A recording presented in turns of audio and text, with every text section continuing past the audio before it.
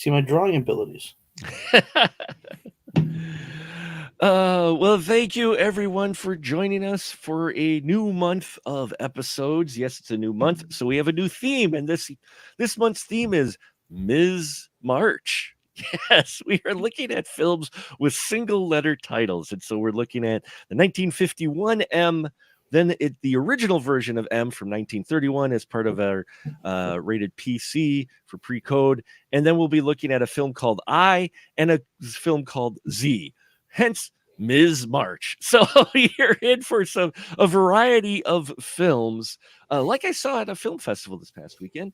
And with me tonight is a wonderful crew to talk about 1951's version of M. First off, he's back with us from the Last Drive-In Literary License Podcast and other various creative endeavors. It is none other than Mr. Joe Randazzo. How you doing? Hey, everyone. And apparently there's a character limit down there because I wanted to add something else tonight, and it's like, no, you're already at 50 characters. you can only show so much in your tag. So, and Mark, you left out Rondo Award nominee. Yes, Rondo Award nominee. Absolutely. Thank you.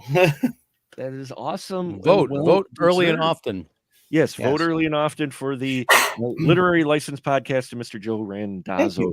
Actually, I'm hoping to go this year because even though they announced the winners in April, the ceremony's in June and it's in Louisville, Kentucky. So, Sorcerer Celeste from Hex and Arcane, she and I were talking about possibly just taking the trip down there. Like, you know what? It's only like a 5-hour drive. Yeah. Let's do it. Let's schmooze with some of the people who were there. You know, some of the other nominees. Yeah. What's the name? That's joined with a convention, right? Which I think it's Wonderfest. Wonderfest. Yes, I went there a couple of times years ago, and that's a great little fest. Yeah. Joe Dante's the headliner this year. Oh, nice! Wow. So yeah, that'd be really cool. And you heard his dulcet tones. He keeps coming back for more of the right-hand man, none other than Ian Simmons. Hello, Ian. How are you, sir? I'm doing well. How are you? Decompressing still. I'm still recovering. It was a fun, long weekend. Watched a lot of films. There were 15 blocks, and I watched something out of every block. I did not miss a block. So that was a lot of movie watching. And I could do this thing. Do you take like notes while you're at the theaters, or do you just like remember that much? I remember it. With my memory, once I go to the film, I look at the title and look at what the synopsis are. Sometimes I got to watch the trailer. Boom, I go, oh, that film. And then that's the way my brain works. I can't remember my kids' names or what I did for lunch yesterday, but by God, I can remember a film I watched like a week ago. So thank you all for venturing down the stairs, pulling up a chair and grabbing your favorite drink to talk movie spoilers. And yes, 1951 M and Mr. Joe Randazzo. You do it so well, sir. Please, what's this wonderful, happy, light synopsis of 1951's M? I have this DVD that I didn't realize when I bought it last year on Amazon is actually a bootleg. Oh, the most gripping motion picture you've ever seen has struck again. That's the front. And then on the back, remake of the 1931 original. Someone is murdering children in a German city. Well, that's a fucking lie.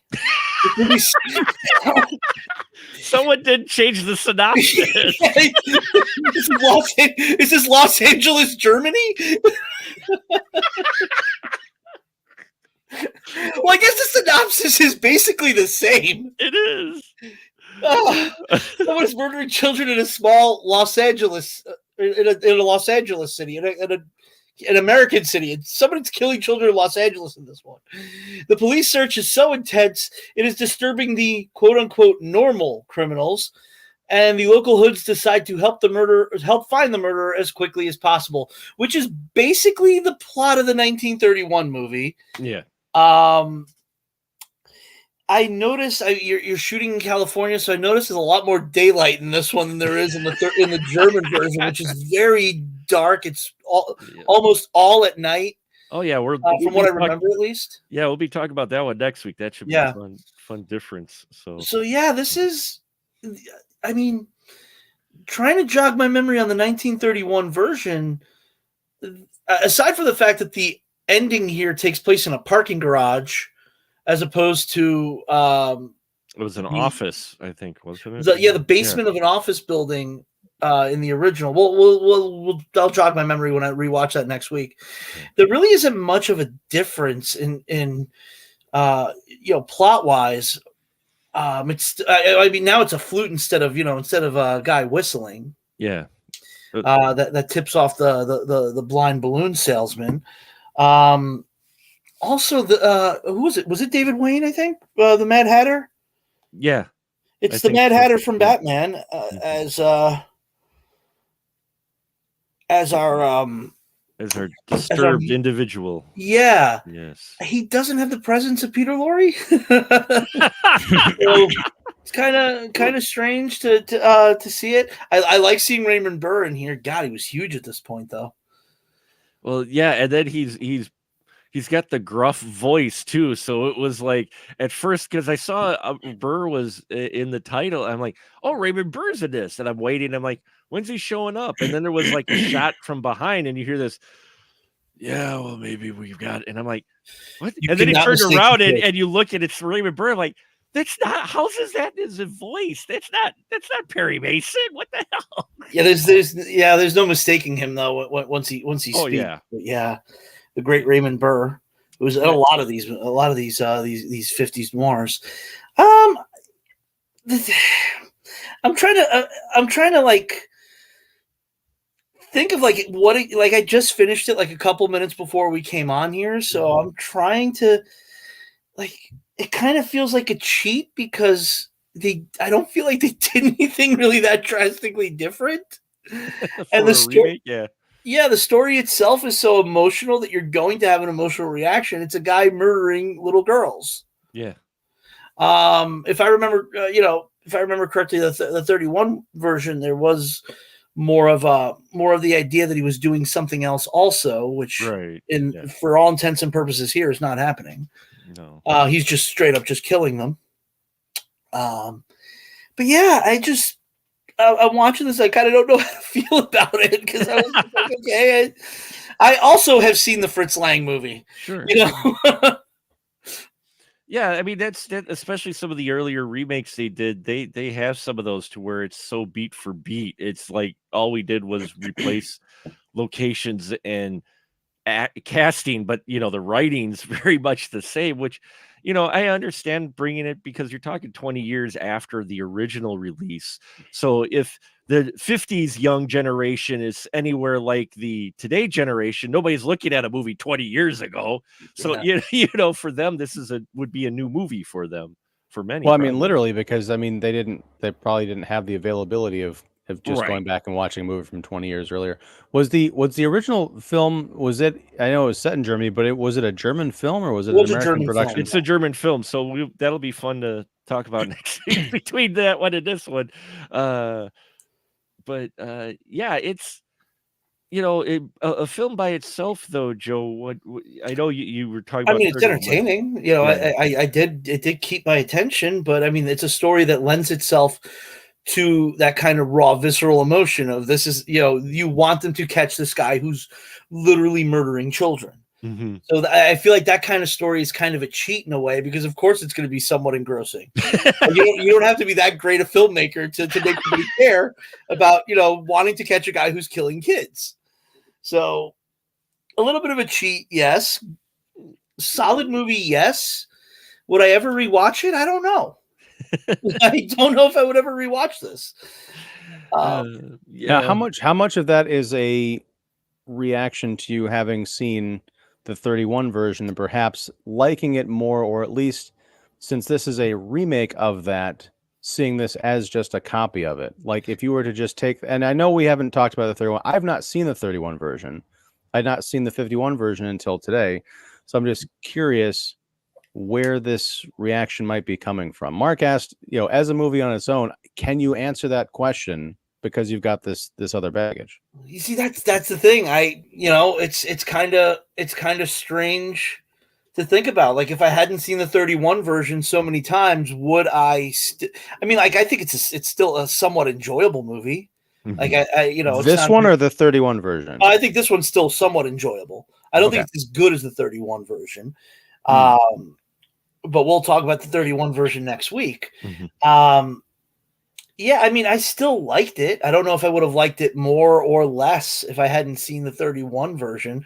I did kind of, you recognize certain set pieces as they're going on and go, okay, well, that's Mhm. basically what they did in that version. So yeah, I don't know. I guess I can't answer that since Sure. I can't answer how I would like it if I didn't have the 31 version to compare it to. It's because Right. this isn't like a situation like Scarface where they're so vastly different. I mean, the beats are Mhm. the same, but the filmmaking, I mean, we're talking about a 50-year gap at that point. Right. Filmmaking had changed so much that they're two entirely different movies just with the same beats. Right. This one just feels like it's the same movie to me. So I mean, I can't. It's just this one was more daylight, while the other one was more stark night photography, from what I remember. And Mhm. maybe that's something that I enjoy about it too, is that I kind of like the nighttime photography. Um, the tension was still there. I don't think it's as tense as the 31 original. Mhm. That one like really just winds you up. I didn't have any issue with any of the performances. So yeah, I feel like this is a good movie. I don't know, I still like it. I don't love it, but I don't know if that's because I love the 31 version or if it's just on its own merits. You're gonna have to be the arbiter of that next week, Ian. And that's what's kind of frustrating about it, is because I really do love this movie, but I don't have the context for it. I don't have that baggage. So I'm curious to see how I react to the Fritz Lang version, and conversely, if I'm gonna be like, well, yeah, but they kind of improved this in the 20 years since they told that story the Maybe. first time, or maybe not. So yeah, This is not a bad movie by any stretch of the imagination. Like, I still think it's a very good movie. Well, especially for 1951, in all honesty. I mean, this is the type of film, when I was watching it, it was the type of film where I'm like, wow, this was made in 51, because some of the themes in that, which we'll get into a little bit, I'm like, huh. You know? Heavy for something that came out after the Hays Code. Yeah. They Well, normally and don't get after this the heavy. war too. I mean, you're talking, you've still got to. I mean, the war isn't that far in the past, and come up with something. You're heading into the Cold War, but it's like, this is, which has a bit of Cold War elements, which we'll talk about as Yeah. well. But so you mentioned you enjoyed this film, did you? Oh yeah, very much. And I think a lot of that was because of the element of surprise, like you, Mark. This is a very dark, heavy movie, and I like the fact that it takes place mostly during the daytime, because it helps to that feeling of putting the city on edge. It's not like, and not I'm not meaning to knock the 31 version because I haven't seen it, but to me, the easy version to tell this story is there's someone who's snatching kids at night. This is like, oh, there's kids, three little kids, they're best friends, they're coming home from school, except one of them doesn't come home. And they're running a little bit late, and the mom is anxiously pacing back and forth in her apartment.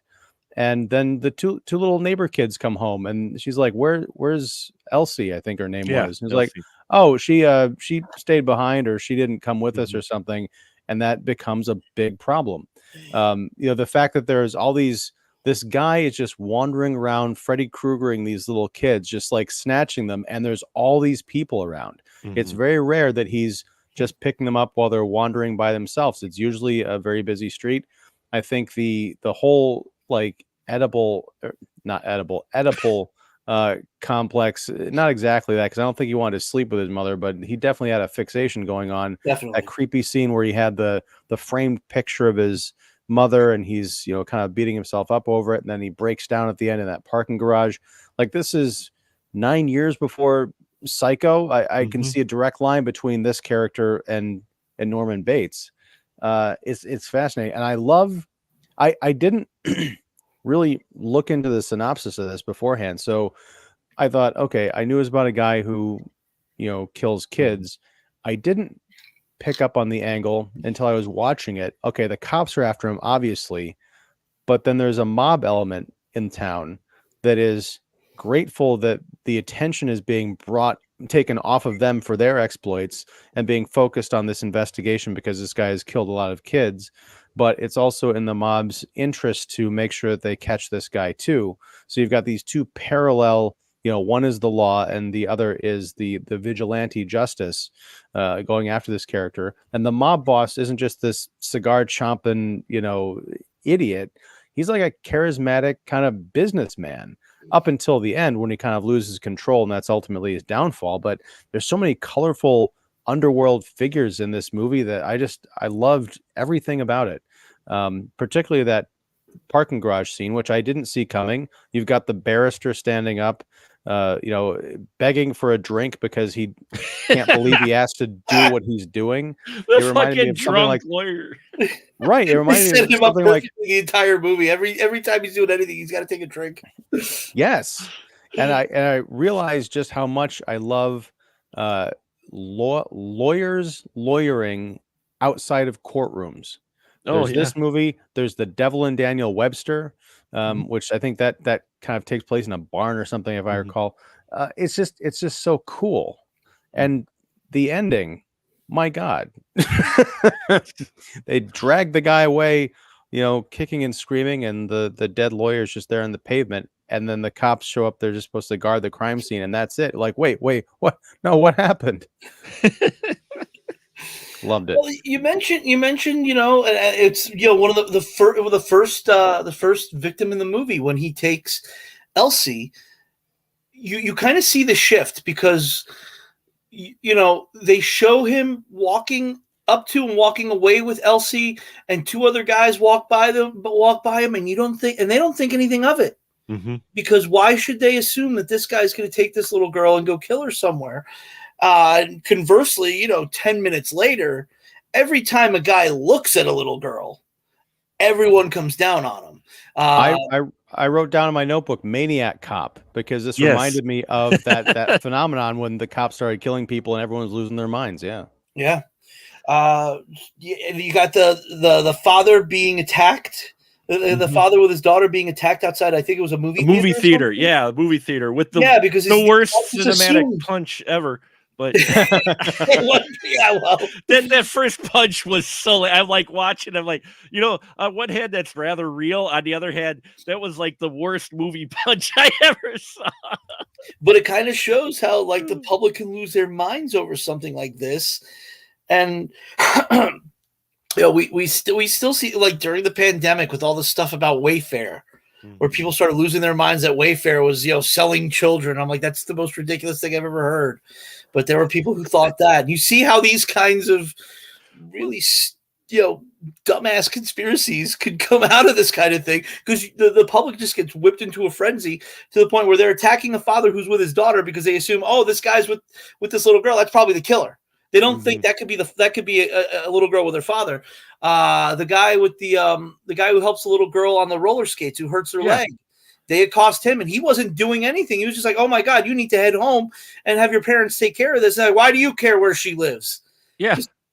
It just shows Yeah. like how how Well- crazy it could get. Well, and then they work the communist angle into it too, the whole Yeah. suspicion of everybody. Because even at one point, I think he goes, "What are you, a communist?" And she's like, "What? No, I'm not a communist." Yeah, because she said the little girl was wearing a red dress. He would say she's wearing a blue dress. He's like, "What are you, a communist?" Yeah. Yeah. I fucking choked on my drink on that one. On the same scene, I think, is where you got the cop checking out the young girl who's talking about the little boots she saw in the back of a car. Oh yeah, He's just kind of like looking at her cleavage. And I caught that, then she caught it immediately. She's like, "Oh, fresh." yeah, but I think he's that's- also like saying, "Lady, there's 10,000 cars that have those little boots hanging in the window," and she's like, "Well, he just seemed like." But that's the type of. It was interesting to see that type of the paranormal angle, a trope, because normally we see that with something different other than suspecting that it's a kid killer. Usually, like I said, communists, or you think a crook, like a villain, like a robber or something. Oh, he did it. No, I saw this guy in the car. But this one, I was impressed on the scope And the fact that, yeah, you're right. It's like any guy with a little girl was just suddenly suspect. Yeah, And suddenly it was suspect no matter what was going on. Damn, this thing will not stay. Sorry. But yeah, it just, and with this dark subject matter, and then we do have Hays Code in effect, and it is 1951, but let's just say some things are implied when we do get to see the killer in his bedroom pulling on a string for a while, and then he goes and he gets the clay figure out from that he has above his shelf, and he decapitates it in front of Mother. And I'm just like sitting here going, okay, well, there's a lot of repression going on here. Perfect actor to play the Mad Hatter 15 years later on Batman. Yeah, exactly. He's mad as a hatter here. Well, one of the I don't even know if he was credited. Well, yeah, he was. No, he wasn't credited, but it's on his IMDb. But they have this montage of people like looking at Rorschach tests and answering questions for the cops. And the last guy in there is William Shallert, who played the dad in the Twilight Zone, the movie version of It's a Good Life. I Big never character noticed actor. that. Yeah, you'll if you go back and watch that scene, the last guy, you'll pick him out. He's got this like young elven face. But yeah, this movie is full of great faces. Jim Backus is the mayor. Wow. A young Jim Backus. I'm watching this and I'm like, Mr. Howell? Yeah, this has a great cast. Oh, the Elsie's mother was Poppy in the original Scarface. We just saw her 2 months ago. Really? I didn't pick that up. Wow.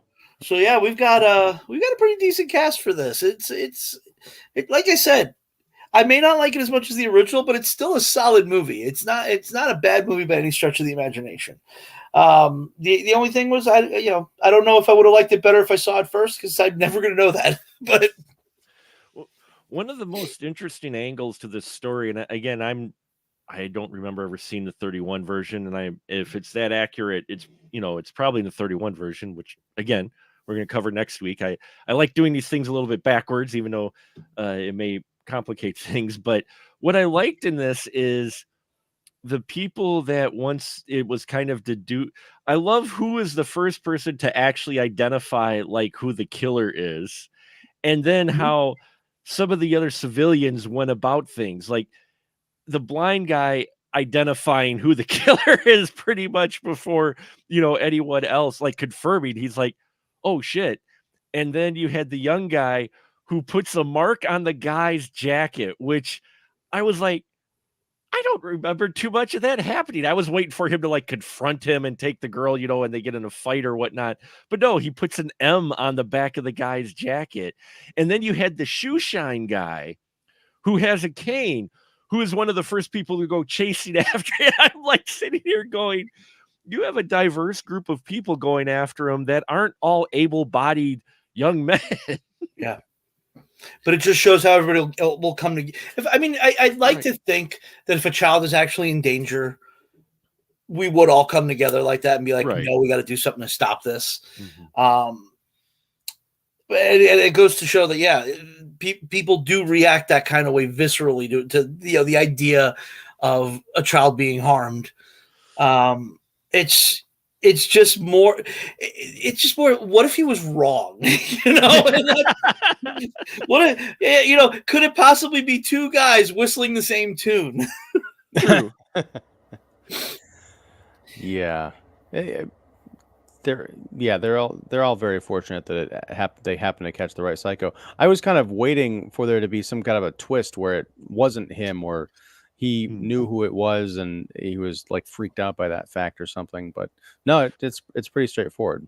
Well, let's not forget though that our gangsters, who through most of the film seem on the up and up of wanting to get this guy, because he's because folks in the movie, the cops immediately suspect the underground and the gangsters. So they start raiding the speakeasies and the clubs and everything of the organized crime families. And they're like, yeah, we need these dumbass cops to catch this guy because it's ruining our business.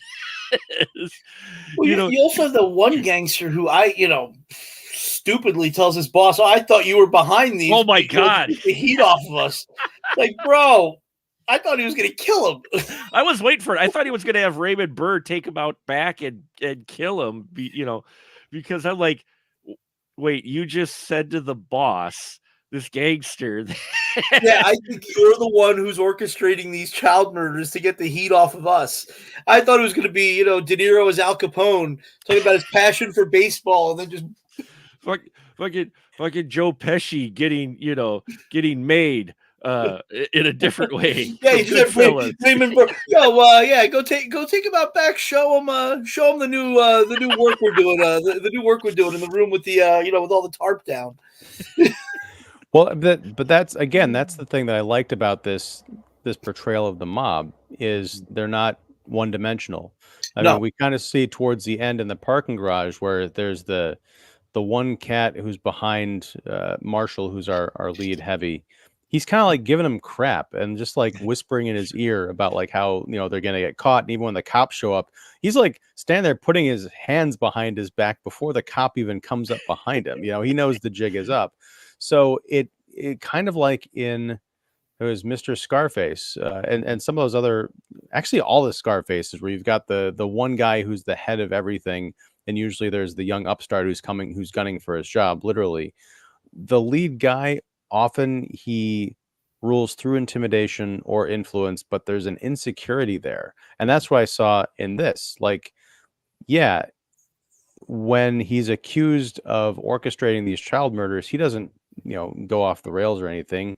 He asserts himself, but there's part of me that's thinking maybe he's back pocketing that idea. Like if they ever need a cover story in the future, maybe he'll just start doing some outrageous crimes to throw off the scent. Why not at that point? Yeah, well, yeah. And at that point though too, the part of the reason, like I said, not only was it ruining business, and you're like, oh, okay, well, it's ruining business, but they're still doing a good thing because the gangster guys want to get a child killer off it. And then you get into the last like 10 minutes, and suddenly once they catch the killer, he's like calling a newspaper reporter who's going to come and do the exclusive report of how the gangsters were the good guys and caught the bad guy, all to help his case that he had with the court that he was going on. So it's not because necessarily he wanted to get the killer off the street. He ends up trying to exploit the killer for his own means, which backfires literally on him. But yeah, I was a little bit fuzzy on how the movie's version of the legal system works, because the gangster's logic is, well, these killings are taking the grand jury's focus away from us. I'm like, it's not like they have one grand jury that oversees every case. It would be a different grand jury. So I don't know what the hell that guy was talking about, but hey, he believed it. Yeah, he believed I could see it's taking the media off our backs. Right. That aspect of it. Yeah. Heat. Yeah. Taking the media attention on his trial, distracting that to the child killer. Yeah, I mean, the grand jury would still be, impaneled and and going after him, or the court proceeding would still be going on regardless. That would have been an interesting angle. But I did like that at the end when they catch him, they try and orchestrate their own media circus. They don't quite go into it, I don't think, about what good that would do, but I can imagine it would undermine confidence in the police and sort of prop up the underworld figures as being community heroes for taking this monster off the street. But, it didn't work out that way. No, that was his plan, but he ends up getting a little too worked up and popping off. Getting the lawyer. I loved the gimmick. To where, like you guys mentioned, the outside of court trial. I loved how the gangster would tell the lawyer, make your case. That was a wonderful little like running gimmick in this film that I'm like, That's an awesome character Which angle. don't think they do as much in the 31 version, but I don't remember it as well. So I'll have to see next week how if they do that again. Did the journalists ever show up? Because I the whole time I'm sitting there thinking, there's all this stuff going on. Like, how late are they, or how early was everybody else? The cops showed up before the journalists, so Right, but I mean, they were vamping there for like that garage scene goes on for a good 10, 12 minutes, it seems like, because you got the mob action, then you've got Marshall showing up, and then you got the whole lawyer speech, and then the gunshot, and then the cops show up. Like, where the hell is this journo? He's like, he got stuck in traffic. It is LA after all. So yeah. Now, was this LA or was it San Francisco? They made a big point of showing off those streets, like the big hilly. There's there's a lot of those in LA too. It looks like LA to me. Okay, I haven't been out there in 20 years, so I don't know. Unfortunately, I don't know because the fucking DVD here says it's fucking Germany. I think they just copied the synopsis of the original and put it on there. So. According to Ibidem, it's Los Angeles. So yeah, there were some streets that looked familiar to me, but it wouldn't have shocked me if it was like some amalgamation of both, because there were parts when I first watched Vertigo that I thought part of that was in LA, but that's San Francisco. So, but yeah, there's a couple parts where I think like I was like, oh my god, I think I actually know that street. A little bit of trivia that I just pulled up here, just because while I was in Ibidem, we were mentioning communism. So as it turns out, a number of the actors in this film were targeted by a HUAC. Aww. As they were known for their liberal politics, several of the actors and crew wound up being blacklisted. It's like, oh man, it's like when we were mentioning communism, that's kind of like life imitating art in many respects. You know, the paranoia going on. Which is a theme in this movie too. You know, it's the paranoia is a major theme in this movie. So well, I mean, it was starting because you had the starts of the Cold War. So I mean, and you know, communism on the rise, and you had that scare, the big red scare. So yeah, paranoia was on the tongues of America, so to speak. So it's interesting to see it on here, but involving a killer, and then you get that interesting. You do get that interesting longer parking lot scene where you have a variety of walks of life making the case of why they should kill this guy. and I thought that was interesting that they're having a moral discussion with the gangsters on why they should kill this guy or not. And it's quite a quandary, because when you just think of him as like a monster, it's easy to say, yeah, like I mentioned Freddy Krueger earlier, that there is no like sob story behind that character. He just like doing things to kids and killing them in horrific ways.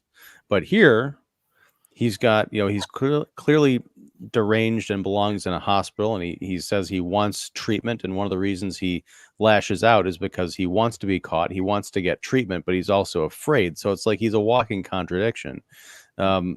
But yeah, I did like that. I don't think anybody in the mob showed up to really plead his case. That was left to the drunk lawyer, which I thought was fascinating.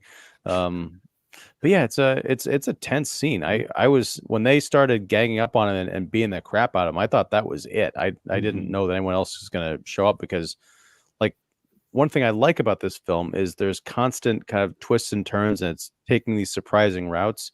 And once again, I'm wondering to myself, why don't modern filmmakers take some tips from these older films and do something that people aren't expecting?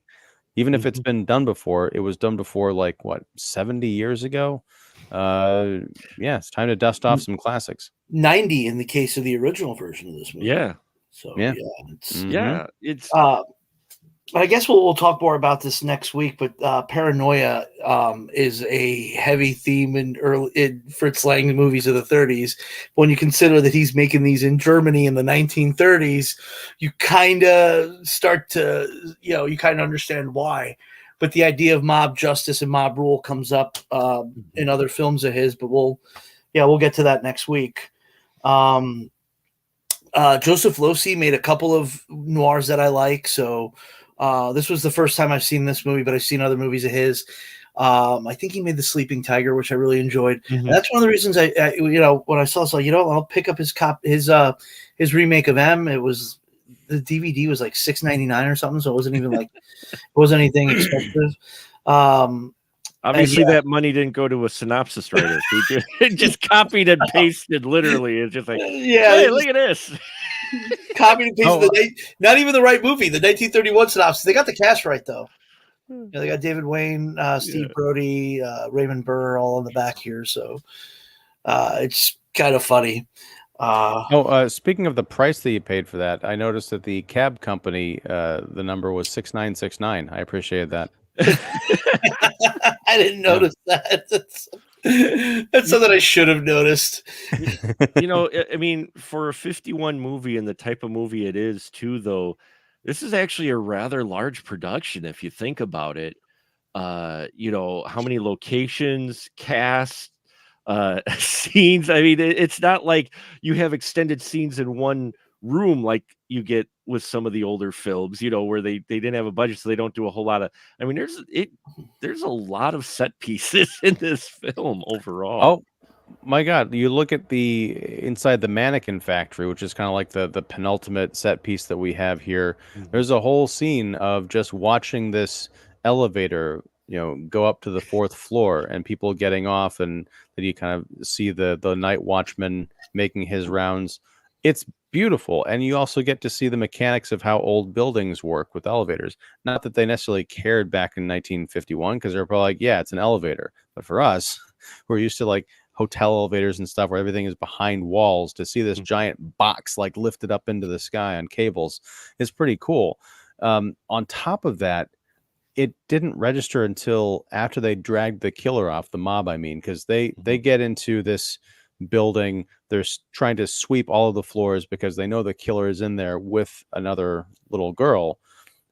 This guy is locked in a mannequin factory with this little girl. He kind of gives her, some doll pieces to play with, and she doesn't come out of that room. I think we hear a scream at some point, but we don't see a body or anything like that. You're like, oh my God, what did he do to her? And we never see the results of these. We just hear about it, like, oh, all of the kids, their shoes are missing. And of course, they show up in a false bottom in the guy's closet in his apartment. I like that detail with the shoelace on the lamp string, which you mentioned earlier, Mark. They figured out it was a kid's shoelace because they put it next to an adult one. It's like, oh, yep, we found our person. But yeah, there's visually, there's so much to look at here in this movie that it doesn't feel low budget. It feels very ambitious, and it feels like you get a lot of story crammed into something that's not even an hour and a half long. Yeah, it's 85 or 88 minutes or something like that. Yeah, that's the thing. It's very dense with what's happening. There's a lot going on in a very short amount of time, which I always appreciate, because the worst thing that these movies can be is like just two people in a stuffy room talking. Yeah. I mean, and unless you're talking about failsafe. But I mean, that's what surprised me with this production was that you don't get a whole lot of those exposition scenes in a room where you can hear the room hiss and all of that fun stuff. It's like this wasn't the pre-code version, so they knew how to cover the hiss up by then.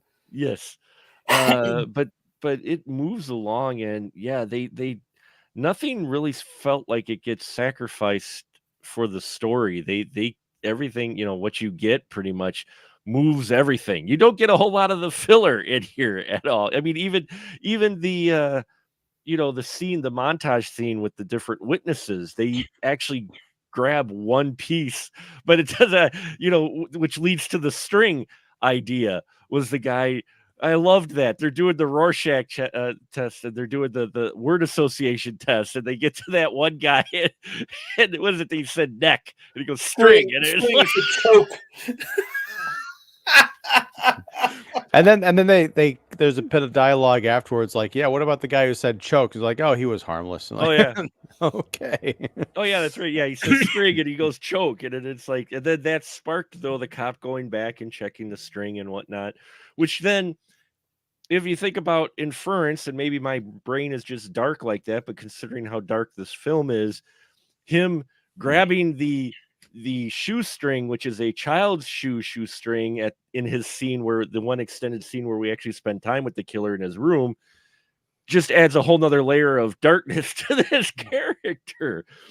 He's sitting there grabbing the string and pulling it, and first you think it's like, okay, he's just kind of crazy, and then if you think later on, when it's revealed, oh no, that's the string to a kid's shoelace, you're like, oh, and they're like, oh. And actually, going back to that scene with the guy being interrogated, where he says choke after string, the next guy is this guy with like this very like, again, another great face. I don't know who the actor was, but it's another guy with just a great face, and he just looks like, like a fucking badass dude. And when they ask him what's in the picture, everything he says is so nice and innocuous, and it's like, oh my god, you completely subverted my expectations. I liked when they raid that one speakeasy.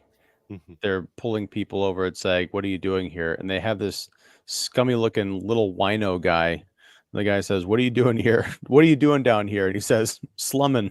Yeah. Oh, so good. Well, it was even better because when the lawyer showed up, the drunk lawyer, they're like, oh yeah, no, you could go. They didn't even ask him a question. Yeah, they knew who he was. And he even says, yeah, he used to be a lawyer. He used to be a lawyer. He's LA's famous lawyer drunk. So yeah, you can just go. He's just here to drink. That's all. Mob lawyer now, apparently. Yeah, that's what I loved, is how they play that character off, and you're like, oh, that's just kind of like a shtick character, and all of a sudden he knocks on the door and he's a gangster. Like, you're like, oh, he is somebody still. Well, it goes back to it wasn't Mr. Scarface. It was, oh my gosh, what was the name of that? Is the streets of the city? Oh, yeah. The Italian one that we watched. That was Mr. Scarface. Yeah, that's Mr. Scarface, also known as Rulers. Rulers of the City. Rulers of the City. Okay, yes. Yeah. I'm totally getting my movies mixed up because I'm like, Jack Palance was in that. Okay, but no, the mob in that movie, they had that older guy who used to be, kind of connected, just like hangs around the club, but everyone thinks he's kind of a joke until he turns out not to be. And we've got the same sort of dynamic playing out here. Yeah. Yeah, you do. You have the guy, he shows up, and I love how the even as a drunk, he must be knowledgeable because the gangsters keep him around. That's what I love is, they know he's a drunk. They know it's like, yeah, okay, you're not getting another drink until you defend this guy. He's like, yeah, I love that he does. I love that he does that. He takes a drink out of his hand and pours it into the potted plant. Oh. Yeah, it's weird because at the end of that parking garage, he's got that. It's almost comical, but there's such desperation in his voice. Like, I can't do this unless I have a drink. Like, it's powerful. Well, not only that, but here you have this child killer that they've got dead to rights, and he's trying to kind of be this in this mock trial, his defendant, and the child killer looks at him as going, you like to drink, don't you? Basically. And he goes, you're an alcoholic. He doesn't say it for just like that, but he's like, you've got your own vice and you want to defend me. He's like, get the hell out of here. I like that callback he had because I think it's the first scene that we see him with the mobsters. He makes that joke about like, oh, I'm late for a case of whiskey. Yeah. And then he brings that back at the end. It's like, I'm late for a case of whiskey. Yeah. Crickets. Yeah. Oh man. There was another line right there at the beginning where I thought he was going to work it into another alcohol pun. I can't remember what it is now, but there was like something like 2 lines later, and I'm like, oh god, he's just going to make another alcohol pun, and he didn't. Thankfully, didn't. But we get our killer, and it was a surprise, and I'm framing this for 1951. it was a surprise for the motivation of the killer of why he was the way he was. You know, for what you normally relate 51 films, his motivation felt like something like more out of the 70s or the late 60s, about how his mom said all men need to be punished. So he wants to be punished. He's basically this masochist, and his whole motivation for killing kids was because this world sucks and he wants to kill them before they become victim to men. Basically, it's like completely backwards logic, as they're becoming yeah. a victim to men right now. Uh, Yeah. Yeah, but I mean, it's just, I mean, for him and that motivation, I thought was a little bit of an interesting difference from a lot of films you see from the early 50s involving, psychology and whatnot. I mean, here they're actually kind of addressing almost a way of not necessarily male toxicity, but something that's similar to that concept here, with him talking about how men do the bad things, and his mom told him that, not necessarily in the way it's described today, but it felt very similar in spirit of what they were talking about as far as his motivation of all men are bad. I mean, he literally says that at one point, I think, is that all men do evil. And yet he's a man doing evil. And a worse evil than most men would ever do. right. Yeah. So I mean, and that goes back to, you got to look at the source. I mean, it's the mom who's feeding him all of this stuff because she was jilted by her husband and, I think abused as well. So it's just this cycle of violence. It's when I hear people complain about old movies, especially, the journey that we've been on together, Mark, these last few years, I'm just convinced that they don't watch them. No, they haven't seen them. Because I'm going back and watching these things, and I, like you, are very surprised at this edgy stuff that, you could just put a fresh coat of paint on this movie today. I'm surprised that how many times have this movie been remade? Because you could get Denis Villeneuve to go back to Prisoners mode and remake this movie. I want to see Denis Villeneuve's M. As far as I know, this would be a the official remake. yeah. Like I said, there is a Venezuelan film that's very good called The Black Vampire, and that's also a takeoff on this, and it's also very good. But as far as I know, this is the only official remake. I mean, there's The Tenderness of the Wolves was kind of a remake of this in the 70s. Not it's Uli Lommel, so it's not exactly the best director, but it's probably his best film that I've seen, at least. It's decently well done from what I remember, but I mean, I remember watching it, getting the Anchor Bay VHS tape in the 90s, so it's been a long time for me and it might have been just being an edgy teenager, be like, yeah, this movie actually shows the gore. This movie actually shows the kills. What? No, but you're right. I'm surprised, and maybe it's because it's the child in peril thing that Hollywood just really doesn't like to address, because Hollywood hates kids. That would be a huge hit. Come on. Pixar makes it all the time, but with parents. But anyway, no. The thing is, even if you look at the Nightmare on Elm Street movies, they're kids in peril, but they're teenagers, they're late teens, they're over 18. So if it's an actress who's nearing 30 playing an 18-year-old, that way you can get away with having Freddy Krueger kill kids, but you could still have her take her top off. Well, yeah. Well, I mean, some of it. I mean, because when you get into the sequels, certainly, like you look at Dream Warriors, that opens up with Patricia Arquette going into the house, and you got the little girl on the tricycle, and she's escaping, and she looks down. It's like this charred little 8-year-old girl body. You've got, definitely, by the time you get to Freddy's Dead, when you get into, here's Freddy Krueger, it's Robert Englund without the makeup on, and he's going after little kids. So they get like pretty edgy there.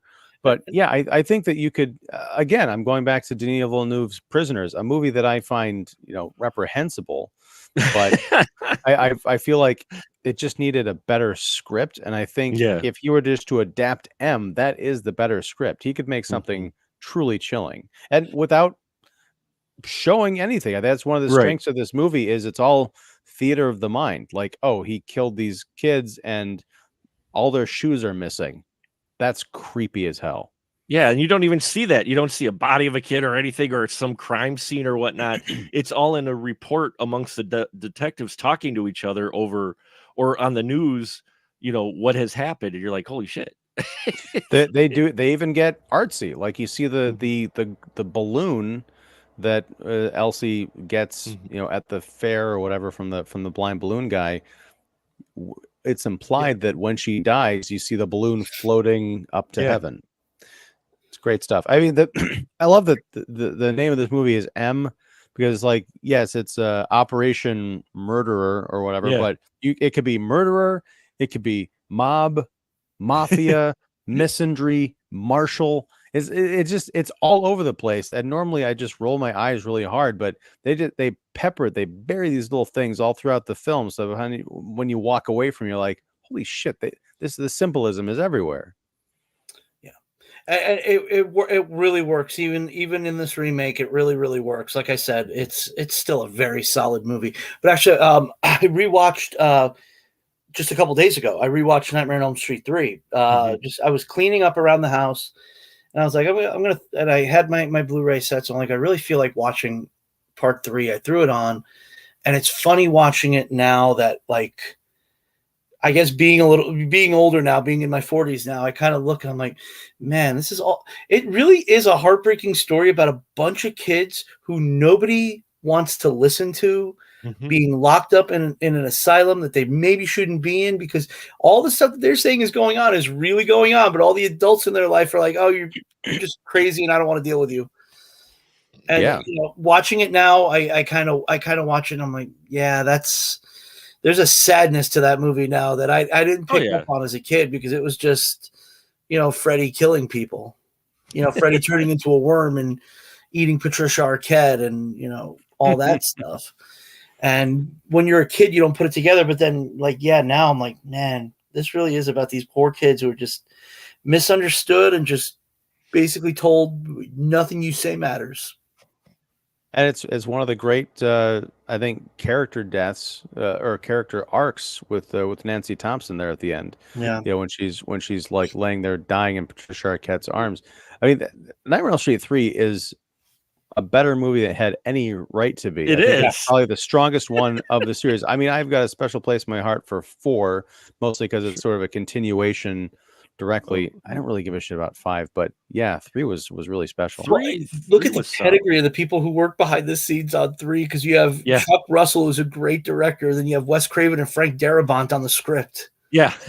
Holy shit. That is an all-star team. I took an elevator with Chuck Russell once, and we were at a convention together, and we walked back, going up to our hotel room. He's like, "Yeah, I'm getting ready to go have dinner with Frank Darabont." I'm like, "Can I please come?" Please? No, I didn't ask, but damn it. He's got a hell of a resume. He's made some great Nightmare on Elm Street 3, the remake of The Blob, The Mask, the Scorpion King. Scorpion King, the effects haven't aged as well, but the story was interesting. At least it was interesting that they went that route and did a spin-off like that. One of the things that it made me chuckle. This is a dark movie. M is a dark movie, but it made me chuckle when we get, and I pulled up the quote because I had to, when they get the police chief giving everybody the warning about the don'ts on what you don't do.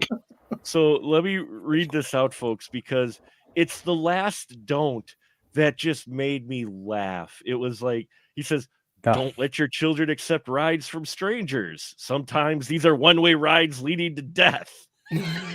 Don't let your children accept presents from stranger. A bag of popcorn or candy is not worth your child's life. Don't send children on after dark errands. The night works in behalf of the killer who preys on the young. If you must have something at the store at sundown, get it yourself. Don't let your children play unintended in wooded places or empty lots. Don't let your children become friendly with pop. That was the one. I'm like, wait, what? I think just the generic old man. That's fear the elderly. Yeah, it was, the nice old character in your neighborhood. Most of these men are harmless, but there are exceptions. wasn't Don't the name of one of the fake trailers from Yeah. Grindhouse? Yeah, well, what's his name's Is it Edgar Wright? yeah, it's Edgar Wright. It was Edgar Wright. Don't, because even the I don't know if it was the same font, but it was the same like cadence, like don't. Yeah, that was so good. It was so fun. Yeah, I was like, okay. Don't get friendly with pop, and I'm like, wait, what? The nice old man next door might be the killer. You might be the That's killer. not feeding into the paranoia at all. No, not at all. As you cut the people accosting nice old men in the streets just for being within arm's distance of a little girl. Better yet, they should have done a montage of just like mobs roaming around, just like beating up old people, regardless of just some hanging out on the street, chilling in his apartment, just like kill them all. No.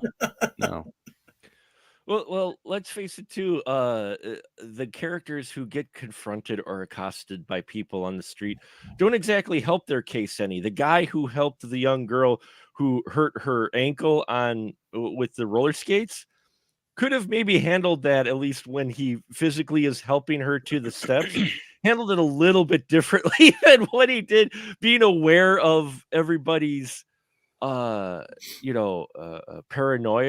at that point. I mean, he had to be aware of it by then, but he grabs her and he's lifting her. It's like there may be a few different ways you could have handled that. Just let her sit on the stoop over there and help her, rather than take her over to the stairs of someone's house who isn't your house. But also at the same time, if he was going to be doing something to her, he wouldn't be doing it to her out on the street in broad daylight. On a busy street. But as soon as the old lady walks over and she's looking and she puts the basin down, you're like, oh, she's going to go get somebody to kick this poor guy's ass. Well, I love the fact that she didn't confront him himself. She just kind of walks back normally, and then she yells at the young man, "Hey, this guy!" Like, he's taking her shoe off. I mean, that was something that would have, I guess, conservative 50s, but I mean, the killer was taking the little girl's shoes, so he was, he was taking her shoe off. I guess that would. But yeah, that was totally. He's the words of Curly Howard. He's a victim of circumstance. I'm a victim of circumstance.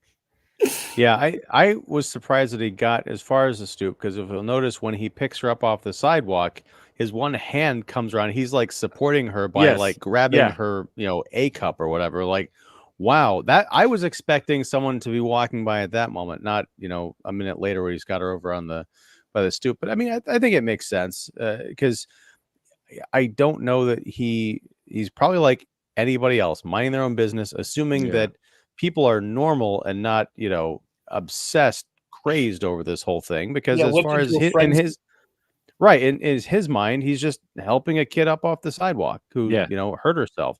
But yeah, it's that was wild. We never found out what happened to that guy, did we? Was there any headline about like man beaten to death on steps? But and to make the lake out of a puddle, there is almost this underlying with how society is handling it. You almost feel like this is also making a statement about culture, because as I mentioned, this is only what 4 years or 4 or 5 years after World War II.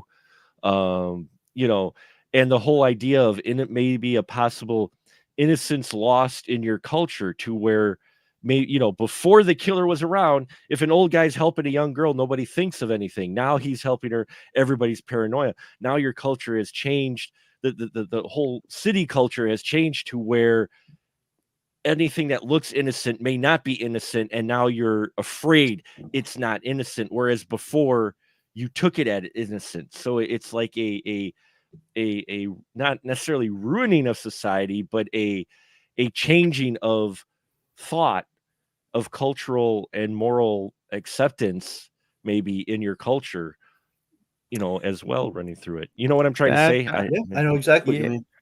yeah, I still think that's a bit of a puddle. I mean, because if it had been one murder, I could see that, but Mhm. it had been like 5 or 6. True. I think Yeah. Elsie was number 6 or 7. So it's not so much a drastic cultural shift. It's the reasonable reaction when you're living in a city and there's all these like murders of Kids, young yeah. children happening. Yeah.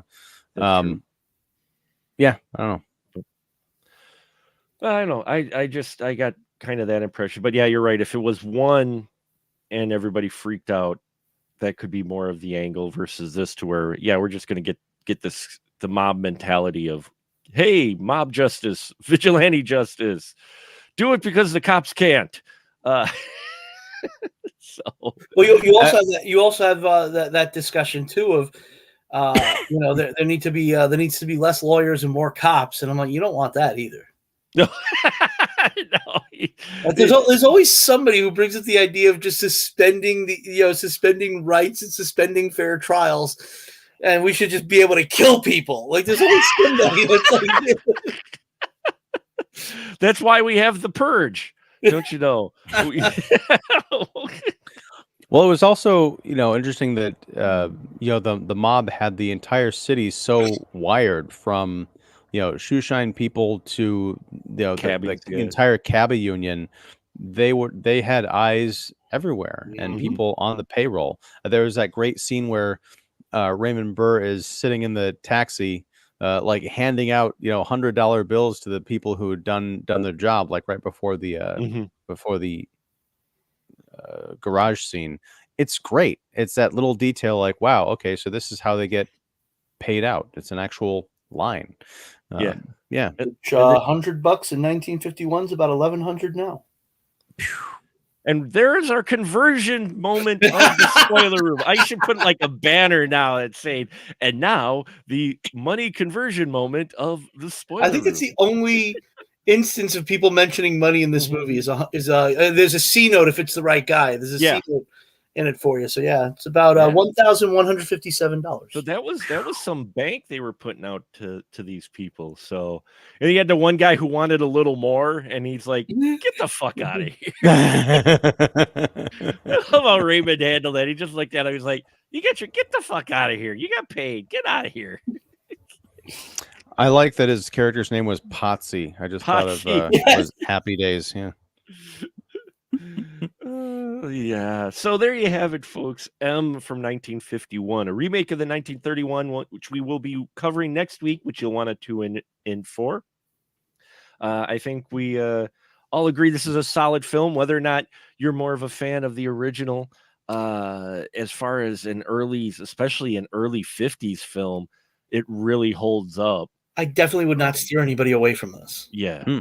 I might steer them away from this DVD though. Because it obviously.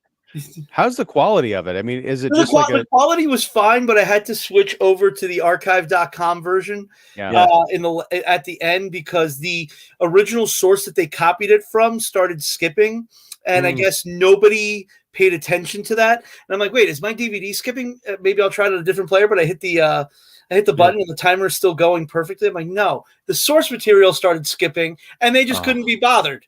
They couldn't be bothered to make another copy of it. So they just sent me that. Wow. I think the guy that wrote the synopsis on that DVD ended up working for Netflix later. They cut a lot of quarters. It's a DVD-R with a printed label. So that person totally worked at Netflix and wrote up the synopsis on envelopes. Yeah, those. I miss Honestly, those. I'm surprised that this hasn't gotten a different, a beefier release. I don't know. It might have fallen into public domain, and maybe nobody feels it's worth. Yeah, probably. It's possible because while there's some familiar faces in there, there might not be any headliners enough to justify it. I mean, yeah, you do have Raymond Burr, but he's not really in a starring role. And yeah, you're right. Jim Backus also has a small part. Yeah. And in fact, the what I got a kick out of that copy that's on archive.org, it seems like this was somebody's pet project that they just restored it, because it's like one guy said, it says restored by, and it's like one guy's name, and like, I think this was some pet project. Somebody had an original print of it, and they went ahead and just remastered it for archive.org. It looks Some great. I people mean, just do that. Yeah. Look, you Good for them. get this, Peeping Tom, and find one other movie to put into a 3-pack like restoration, and like Pervs of the 50s. I don't know what you call it, but I have my Criterion DVD of Peeping Tom. If that ever gets like a Blu-ray release, a decent Blu-ray release, I'd pick that up in a heartbeat. There is one coming out. I don't know if it's Kino Lorber or if it's look it up, because I got a solicitation for it at some point. But yeah. Oh, nice. Yeah, sweet. It might be Criterion. I think they might be putting maybe it on Criterion's Blu-ray. upgrading theirs. Yeah, yeah, could even be 4K. I don't remember, but you look it up. Yeah, interesting. A great movie that ruined the director's career. I don't know if you guys ever covered that here or not. No, we have not yet. No. Yeah, well, if you ever do that one, I'll join you for it. I talked about it on my podcast a few years ago, but I don't know the context of the director. We'll have to catch up on that another time. Yeah, we definitely. Exactly. And yeah, I'll put it on the list and see where I can maybe work it in. So we hope you enjoyed the first letter of Ms. March that we have, M, 1951. Hope this wet your whistle to see it, because I think it should be seen. And I knew this year was going to be relatively mostly, not all, but mostly older films, and I'm very excited because to see some of these movies that were on my list but never got around to it, and getting to see these movies and some of them surprising them to being a material you did not expect from that time period, that you have this maybe misconception of movies of that time and realize no, they were making a plethora of different types of movies. It's just that you don't hear about a lot of them because they weren't quote unquote classics. So there you have it, folks. Thank you so much for listening and watching. And now we always give our crew members their license to shill. So please, Joe, shill away, sir. Well, as always, I'm with the Literary License Podcast. We're nominated for a Rondo Award. Give us a listen. We're doing 4 episodes of Batman the Animated Series this week. Next week, we'll be doing Bedknobs and Broomsticks and Enchanted. The following week, we will be doing Torture Garden and... Yes! I love the Torture Garden. If you'd like to join us for that, Mark. I love Torture Garden. Great Burgess Meredith, Jack Palance again. So we get a great Peter Cushing. We get some great ones on there. I think the other movie is The House That Dripped Blood, which is another one. Oh, nice. I suggested the Amicus movies to Keith last year when he asked what series I'd like to delve into, and I'm like, nobody talks about the Amicus anthology horror, and I feel like they're criminally underrated because a few people have seen Tales from the Crypt. Yeah, that's probably the big one, but then everything else I feel like nobody knows anything about them. So I was like, I want to cover something that not a lot of people cover, and that was my choice. So we're sprinkling them in as we do horror anthologies on the 3rd Friday of every month, or the 4th Friday of every month. So yeah, check us out there, and if you like what you hear, vote for us at the Rondo Awards. So that's it for me. Fantastic. Yes, check that out, folks, and vote for the Rondo Awards. Help the Literary License Podcast, a great podcast. And help out a lot. Go vote for whatever your favorite horror movie last year was. Yeah. Don't vote for Exorcist Believer. vote for Believer. And we did cover Torture Garden a while back here on the Spoiler Room, I believe it was. I was able to work it in because I discovered that film because I was just randomly looking in.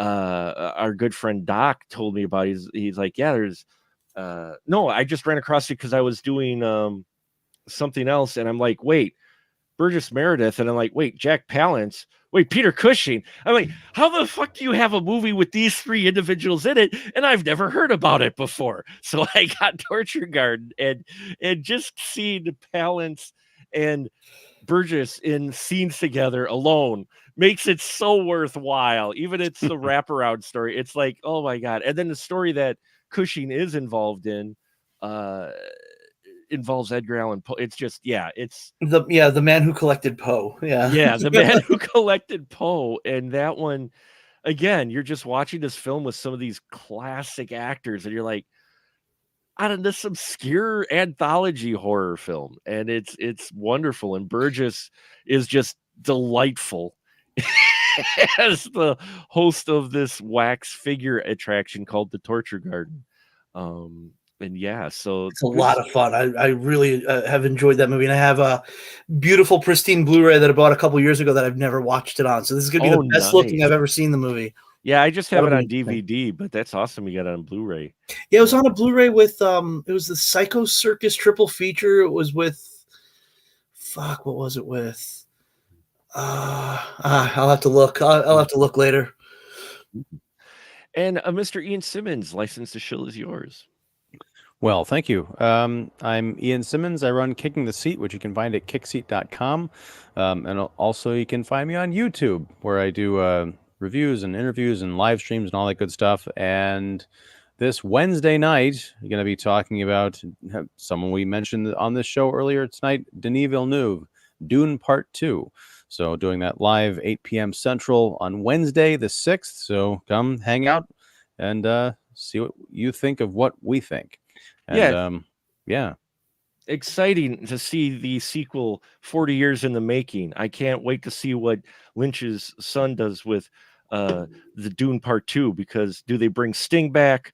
Are they able to, get Kyle MacLachlan, get him back in that role? So many questions that need to be answered for Dune Part 2, that it's just great that they finally made that sequel that we've been waiting for so long. I'd love to. I can't wait to see the special effects for the updated navigators too. So not that Dune. You might have I'm talking about a real movie, Mark. Not the celluloid abortion that some people mistakenly call Dune from 1984. Well, you like Freddy Got Fingered. I'll like Dune, and we'll be fine. Well, excuse me. No. Wait. Yeah. I'm sorry. Criterion Channel film Freddy Got Fingered. It's on the Criterion Channel now. Is it really? I think it's on there this month. Seriously? Unless I'm thinking of the wrong Tom Green movie. Hold on. Am I thinking of the wrong Tom Green movie? This is entirely any Tom Green movie being on the Criterion Channel is a mystery. Wow, are they scraping that low on the barrel? Sorry, Ian. I'm sorry. Yes, it's on the Criterion Channel. Wow, I guess that 2 thumbs up really gave it a boost. The Criterion people are clearly watching your channel now. Yeah, they. Hey, I don't wear my influence on my sleeve, but I am proud. They're doing a Razzie nominated month. That's why. Is that really why? Yeah, they're doing a bunch of Razzie nominated movies on the Criterion Channel. That's awesome. That is fantastic. That's wild. Hey, coming from somebody who I literally have 7 Samurai and Throne of Blood from Criterion, and I also have Hollywood Chainsaw Hookers and Slave Girls from Beyond Infinity. Yeah, you could love both. I think it's actually Mark and I met at a film festival. I think we were talking about just going through all, and then you got Lloyd Kaufman 5 feet to our left, and suddenly we're talking about Stan Laurel, and then Mark and I were talking about Fredel and Ray, but we're also talking about all these legendary movies. It's there's room to love all kinds of cinema. Well, you mentioned Lloyd. Lloyd is a classic example. My wife sat through it with me because she loves me, Shakespeare shitstorm, and then she sat there, and Lloyd, being Lloyd, struck up a conversation with her, and they were having a serious talk about actual Shakespeare. Yeah, he's a huge fan of Shakespeare. He's like, it's like he makes these films, but then you sit down and talk to the guy or hear the guy talking serious interviews and that, and you're like, this is the guy that came up with Toxic Avenger? Because you're just like, holy shit, this guy is. Last week, I posted one of our episodes on my blog, and Lloyd subscribes to my blog, so he got a link to it, and he watched, which one was it? It was Dark Alibi. Sure. And he messaged me with a suggestion. He's like, hey, you should check out this movie, Scandal Sheet by Phil Carlson. Great movie. And then the other day, I posted Scarface on my blog, and he came back with, you should check out this movie, The Scar, with Paul Henreid and Joan Bennett. You guys should check that out. So he's listening. If you're seeing this, Lloyd, thank you. We appreciate it. We do. We not only appreciate it, Lloyd, we appreciate you, sir, because the knowledge he has is just insanely awesome. He legit knows all this stuff. Like he's the, you think of the movies he made, but then when you talk to him about his influences, and he'll talk your ear off about Fritz Lang and Sam Fuller. Mm-hmm. So. Well, we'll be talking Fritz Lang next week. Next week, yeah. For sure. I will make sure I send that to him right away. Absolutely. Looking forward to that conversation. And if you're at all interested in what I do, specialmarkproductions.com, folks, if you're not aware already of where we post all of our stuff, I just finished covering a festival. I've got many reviews coming. I've started editing the interviews I got to do with some filmmakers. I'll have some more coming soon from the Midwest Weird Fest and a Night of Horror International Film Fest happening at the same time, 2 very different screens at the same theater. It was insane, but it was a lot of fun. And we got to interview, check it out earlier, the director of both film fests. He's a very cool guy. Who's been doing it for many years. And so those are going to drop. I've got an interview coming up soon with Deborah Lamb as well. That will be fun. A very talented indie actress who's been in big films as well, and looking forward to talking to her. So enough of my rambling. Thank you so much, folks, for listening and watching. And until next time, we'll just say a good night, everyone. Good night.